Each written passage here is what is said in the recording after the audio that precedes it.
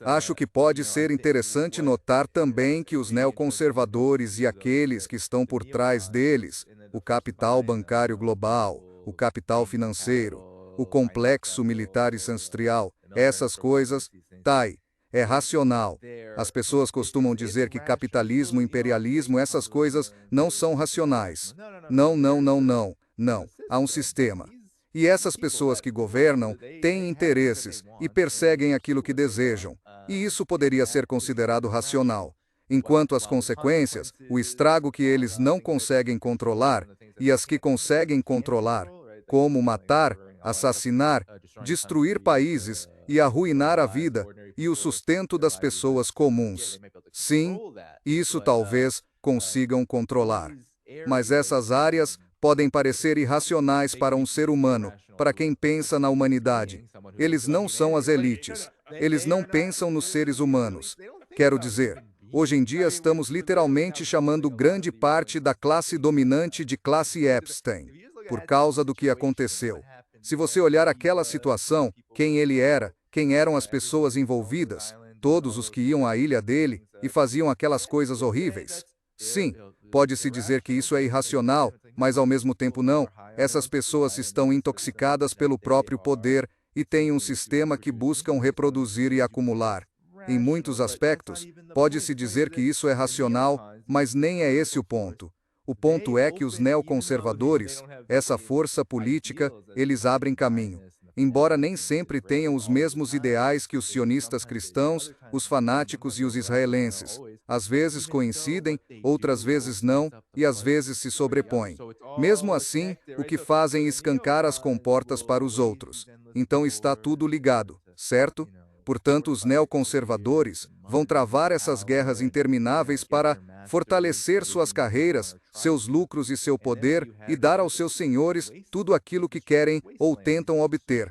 E então você tem um deserto, essa destruição, esse caos, essa calamidade que os cristãos, os sionistas e os israelenses adoram, porque isso lhes dá não só a capacidade de impor sua ideologia fanática, como também um terreno para atuarem. E é por isso que vemos, por exemplo, Israel durante toda essa guerra de agressão ao Irã. O que os israelenses têm feito? Eles não só têm tentado dizimar e destruir a população do Líbano, cometer genocídio, mas também têm cometido sabotagens por toda a região para aumentar o nível de destruição. O Irã estava retaliando de forma muito. Eles, na verdade, estavam seguindo as leis de guerra. Eles anunciavam o que iam fazer. Avisavam as pessoas com antecedência. Se iam atingir algo, vocês precisam sair. E havia gente envolvida. Não era só o exército. Podia haver civis, sim. Eles realmente avisavam as pessoas com bastante antecedência antes de disparar qualquer míssil. Claro, para Israel, os israelenses não contam, porque todos são considerados alvos militares pelo modo como organizaram seus assuntos como uma colônia de colonos. Então o direito internacional realmente não se aplica a Israel, porque é o antítese literal dele. Eles violam tudo. Enfim, é onde estamos. Estamos num ponto em que os neoconservadores, por meio do próprio caos, suas políticas que geram caos, mesmo que não queiram, acabam gerando nó. Desce poder por si sua zero, E então os fanáticos aparecem e começam a lamber os beiços. Ando falando sobre esse meme ultimamente do cara atrás de uma árvore com uma jaqueta tipo Miami Vice. E, claro, ele está olhando para uma mulher atraente. Ele está, sabe, lambendo os beiços, aquele tipo de sujeito. E, European Union, penso, bem, isso é basicamente os israelenses e os sionistas cristãos vendo os neoconservadores destruírem tudo e criarem condições que talvez nem queiram, mas que vão acontecer de qualquer jeito. Porque não se pode tentar derrubar todo o governo que não obedece aos seus ditames e não esperar que surjam muitos problemas com isso, especialmente quando não se tem como mexer nos bastidores. Adivinha? Não funciona assim. Você tem pessoas com as quais tem de lidar, tem resistência com a qual tem de lidar. Ora, até aqueles grupos que você financia, como os terroristas, a Al-Qaeda e o Estado Islâmico e todos esses, eles também têm mente própria e nem sempre fazem o que você manda. Portanto, European Union, acho que o desmoronamento do Império cria essas forças que você acabou de listar, e acho que é importante destacá-las, porque o que vemos é que Israel, os sionistas cristãos e esses fanáticos estão se tornando cada vez mais proeminentes politicamente por causa da podridão que o Império deixou para trás. É algo a se considerar. Porque European Union consigo ver o sistema político dos Estados Unidos continuar nesse caminho, a menos que haja uma intervenção política massiva por parte das pessoas ou algo do tipo. Você tem razão. A diferença é que os israelenses sempre tiveram essas visões. Eles só eram mais cuidadosos ao expressá-las e tentavam expandir mais devagar. Agora, sob Netanyahu, isso foi turbinado. Mas se você olhar para trás, lá nos anos 90, nos anos 80, os neoconservadores se entrincheiraram e os paleoconservadores, os conservadores, de verdade, foram deixados de lado. Mas os sionistas cristãos praticamente não existiam. Quer dizer, até tinham alguns, mas eram raros, um ou dois. E foi só nos últimos 10 anos que eles realmente dispararam.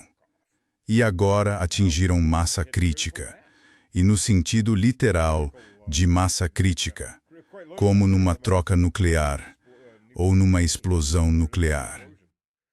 E sim, eles estão profundamente inseridos nas Forças Armadas. Quero dizer, já houve relatos. E European Union, vi muitas pessoas que trabalham com objetores de consciência e coisas do tipo. Foi assim quando aquele relatório saiu.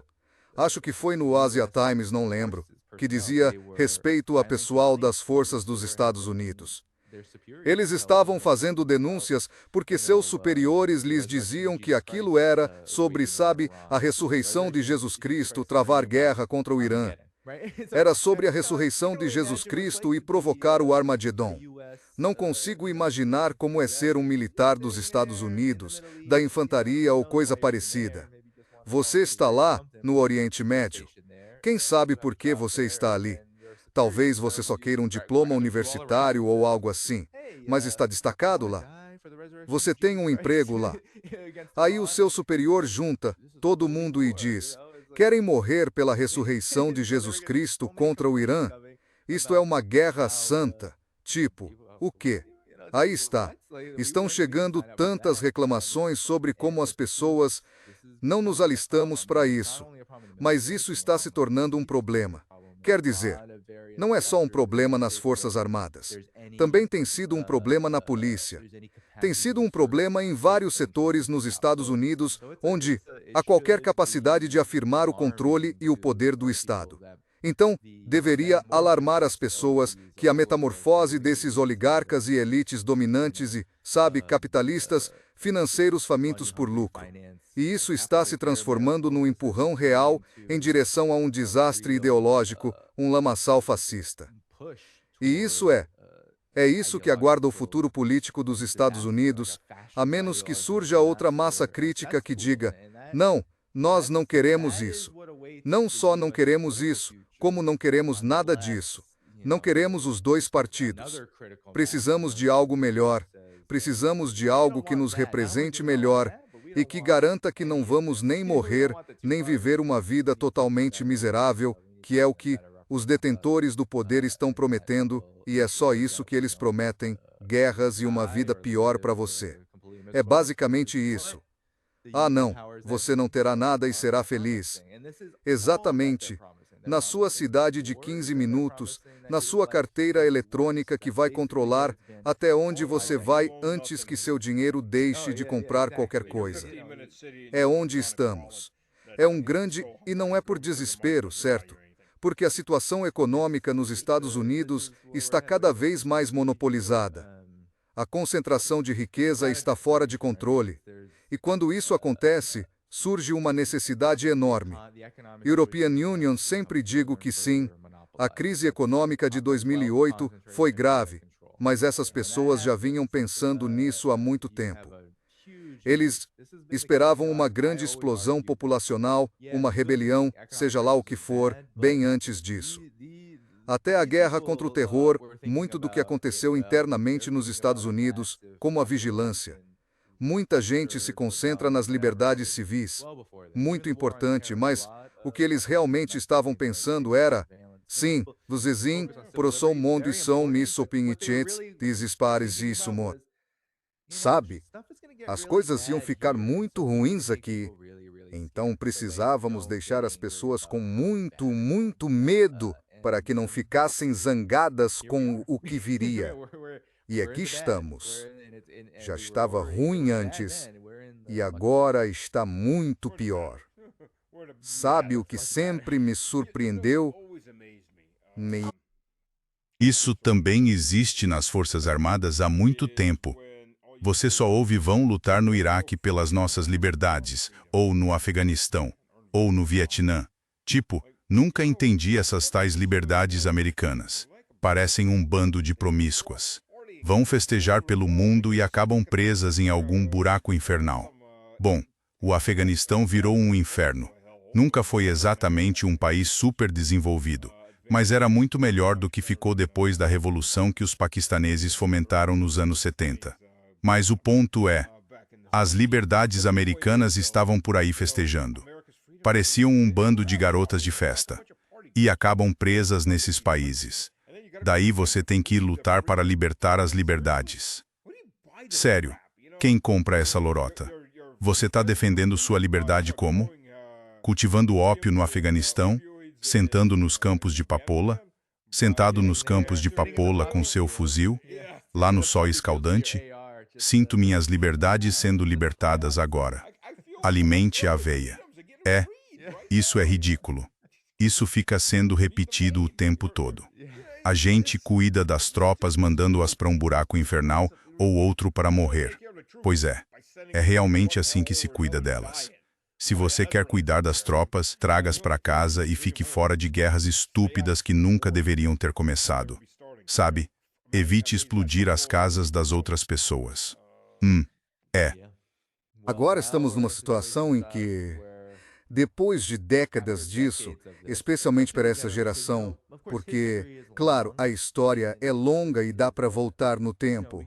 Os Estados Unidos têm uma história sórdida. Quer dizer, isso é o que os Estados Unidos são, historicamente. Não começa com a guerra ao terror. Também não começa com Reagan. Quer dizer, a história dos Estados Unidos é bem sórdida. Mas o problema é que os Estados Unidos sempre foram o pior lugar para aprender história, especialmente sobre a própria história dos Estados Unidos. Então a maioria das pessoas só vivencia a história quando ela acontece e interpreta conforme aquilo que, essencialmente, quem controla a informação diz que está ocorrendo. E agora temos décadas de várias gerações que passaram por isso, especialmente desde 2001. E o que ficou dolorosamente claro, especialmente com o que aconteceu com o Irã, é que eles realmente não conseguem explicar mais nada, não conseguem justificar, não há justificativa. Por isso, em muitos aspectos é fácil para Donald Trump ser presidente agora. Ele não sabe como fazer isso e ninguém consegue dizer algo diferente para ele, e ele não os escuta. Mas sejamos honestos, o que é? Era um Marco Rubio e ele... Será que eles realmente têm um roteiro que justifique isso? Não, eles vão para a televisão também. A gente vê Marco Rubio o tempo todo na televisão. E o que ele fala soa um pouco melhor que Donald Trump na forma de falar e na articulação. Mas, no fim das contas, são só aqueles pontos de propaganda que ficam martelando. Eles tentam te martelar com esses pontos. Não tem nada a ver com você. Não tem nada a ver com a maioria das pessoas nos Estados Unidos. Realmente não tem nada a ver quando falamos de interesses. Nenhum interesse está sendo atendido além do de quem fala, de quem repete esses pontos e de quem, no fim das contas, puxa as cordas.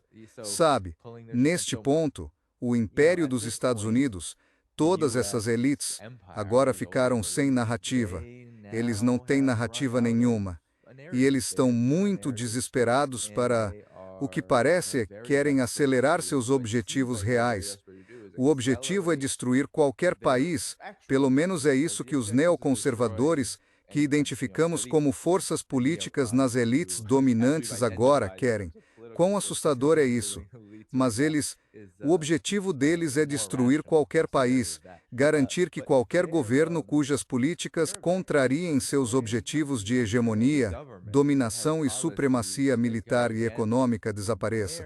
Mas eles esbarram num problema, já não conseguem justificar isso, porque as pessoas viram por décadas o que isso causou, o que fez com elas economicamente e em todas as áreas da vida. Então as pessoas não estão acreditando nisso, e agora eles têm que agir de forma mais grosseira, abrindo a porta para os fanáticos, porque os fanáticos adoram essa grosseria. Eles têm as explicações mais extremas para justificar o que querem fazer. E agora a porta está escancarada para que ofereçam algo mais sensacionalista, mais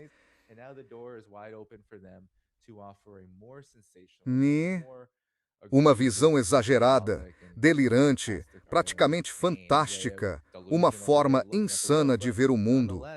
Ainda assim, é algo diferente, uma alternativa. Do outro lado, não há alternativa. Entre as elites não há espaço político.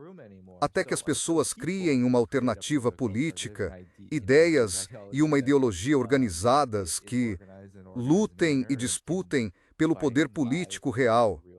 É isso, é o que existe, e parece cada vez mais desesperado e mais desgastado. Mas é perigoso porque, de novo, não há alternativa e essas forças farão o que for preciso para conseguir o que querem, e o mais rápido possível, porque já veem sinais evidentes do que está por vir. O Irã não é apenas um calo para os neoconservadores e para os fanáticos por guerra de Washington e gente assim. Não é só isso. É que o Irã está ligado a essa mudança global, política e econômica, que agora está sendo acelerada por dois gigantes que são essencialmente politicamente impermeáveis. E agora vemos também uma impermeabilidade econômica crescente. Eles não podem ser derrubados pelas ferramentas convencionais que o Império United States. Então isso os leva a pensar: bem, que diabos faremos? Temos armas nucleares, mas se as usarmos, estamos todos mortos. Então eles estão fazendo o possível. Sim, gastando dinheiro radioativo digital. E eles tentam criar um ambiente em que digam, certo, este é o tabuleiro de xadrez, não é? Destruímos tudo e então, veja, Rússia e China ficam isoladas. E isso não está funcionando. Não, na verdade, agora temos o Irã mais poderoso do que nunca. E provavelmente vamos ver isso. Isso vai ensinar muita gente, especialmente no chamado mundo subdesenvolvido, no sul global, ou como queiram chamar essa parte do mundo. As lições não passarão despercebidas para muita gente no mundo sobre o que fazer quando os Estados Unidos querem destruir você. Ora, veja só.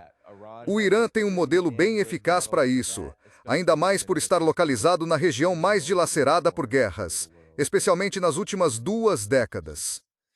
Sim, o lado bom é que eles não são lá muito criativos. Quer dizer, eles têm uma fórmula para revoluções coloridas. Eles não se desviam muito dessa fórmula. Como os georgianos, European Union cobre as eleições na Geórgia e as primeiras manifestações.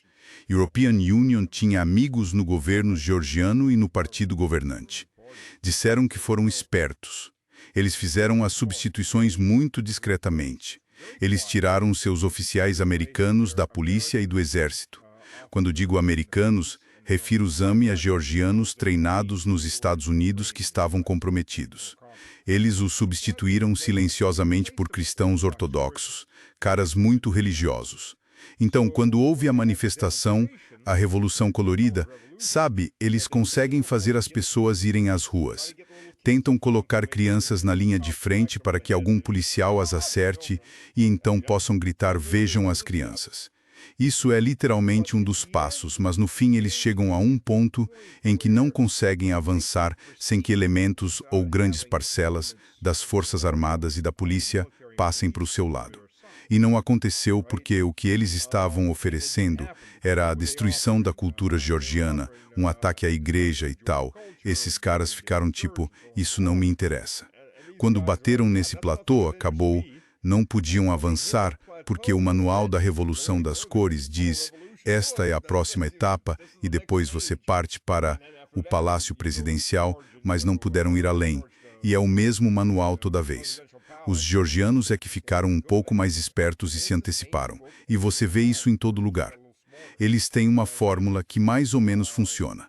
Não importa quem seja, sabe? Vou te dizer uma coisa. Volte e veja como funcionam os liberais. Bem, os tais liberais e os tais conservadores. Os democratas e os republicanos do jeito que trabalham. Os democratas aprovam uma versão radicalizada de algo. Os republicanos prometem acabar com aquilo, e aí eles moldam tudo ao que a sociedade realmente tolera. É a mão esquerda e a direita. Quer dizer, são as mesmas pessoas. Nada nunca muda. E é tudo para beneficiar as grandes finanças, como a Lei de Cuidados Acessíveis, que é coisa das grandes finanças. É. Quer dizer, geralmente o que acontece é que eles fazem um espetáculo em torno dessas questões, que em parte são preocupações legítimas, mas a maneira como eles disputam isso transforma tudo em manobra política que ou mascara o problema ou acaba reforçando e até piorando. Então, como você citou, o caso da saúde. Quer dizer, a saúde nos Estados Unidos é um desastre absoluto. É literalmente um dos maiores flagelos do mundo. As pessoas olham para a saúde nos Estados Unidos e pensam, não, façam isso. E então apareceu uma proposta de solução. Certo. Não era nova, mas era uma solução. Alguém disse, talvez tenhamos um sistema de pagador único e o governo faça algo pela primeira vez, e isso talvez reduzisse os custos. Os democratas disseram, sem rodeios, não, absolutamente não, isso não vai acontecer. Então que tal essa tal de lei de cuidados acessíveis? E o que isso faria? Ah, sim, vai criar um mercado.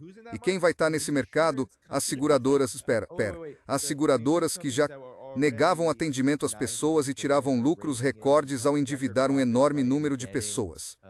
A dívida com saúde é a principal causa de falência nos Estados Unidos. Ou seja, endividando pessoas em massa e basicamente destruindo meios de subsistência, arruinando vidas. Então eles vão fazer parte desse mercado e o governo vai reduzir custos com o quê? Dar dinheiro a eles e então, o que isso vai resolver? Ah, a partir daí não fará mais nada. Eles basicamente vão definir os preços e as condições. Não há realmente envolvimento do governo. E sejamos honestos, o governo é só uma porta giratória para esses executivos da área de saúde.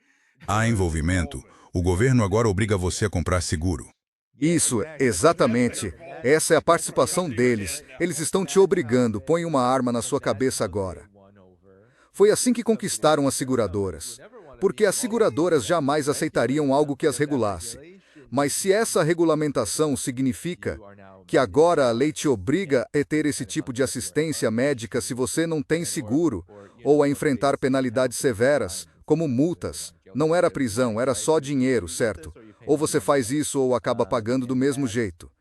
E isso levou ao que temos hoje, uma tal luta entre Trump e seu pessoal, que querem simplesmente tirar o sistema e implantar algo pior, ou manter o que existe e ficar com algo realmente ruim, que não resolve nenhum problema e, na verdade, deixa a população mais doente e só prepara as pessoas para o que temos. Uma grande população ressentida e adoecida que está vendo suas perspectivas e seu futuro minguarem literalmente por causa do sistema de saúde.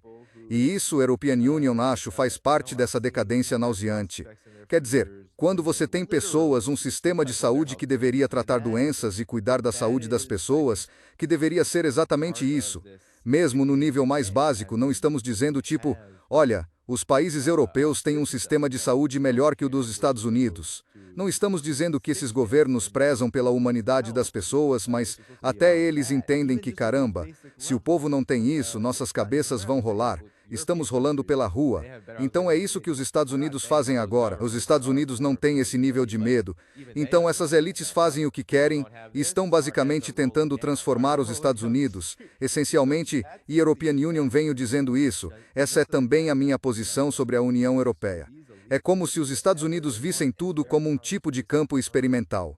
As elites dos Estados Unidos, não os americanos em geral, veem tudo como terreno de experimentos. Mas até onde eles podem ir? E a União Europeia também é parte importante disso, porque a União Europeia foi uma forma de, supostamente, usar o conceito de integração, algo que European Union vejo na China. European Union estudo política chinesa, eles adoram integração, mas é um tipo diferente de integração, a Europa. A Europa passou por esse projeto de integração para, essencialmente, ficar mais endividada e mais escravizada pelos Estados Unidos. Ou seja, integrar-se para ficar mais parecida com os Estados Unidos. Enquanto a visão de integração da China e da Rússia também, a grande integração russa, como a União Econômica Euroasiática e coisas do tipo, é sobre fortalecer cada um individualmente e coletivamente. Então você não está se vendendo para outra potência. Você, na verdade, está desenvolvendo tudo, apoiando-se uns nos outros, desenvolvendo-se, focando em si mesmos e depois nos outros. Isso não é o que a União Europeia foi. Nunca foi. E é por isso que estamos numa situação em que a Europa está se tornando cada vez mais um caso perdido, política e economicamente semelhante aos Estados Unidos em muitos aspectos.